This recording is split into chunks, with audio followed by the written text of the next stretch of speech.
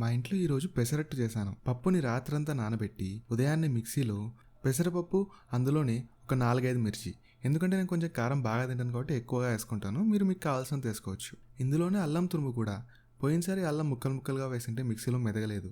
అందుకోసమే ఈసారి తురిమి వేశాను. ఇంకా జీలకర్ర, ఉప్పు వేసి బాగా మిక్సీ పట్టుకోండి. పిండి బాగా మెత్తగా అయ్యాక ఒకసారి మూత తీసి చూడండి. ఒకవేళ మీకు కనుక ఇంకా వాటర్ కావాల్సి వస్తే ఇంకొంచెం కన్సిస్టెన్సీ కోసం వాటర్ కూడా కలుపుకోవచ్చు, ఏం కాదు. తర్వాత ఇంకేముంది, ఇంకా స్టవ్ ఆన్ చేసి పెనం పెట్టేసి పెసరట్టు వేసేసుకోవడమే. ఎందుకంటే ఈ పెసరట్టు పిండి నానాల్సిన అవసరం లేదు.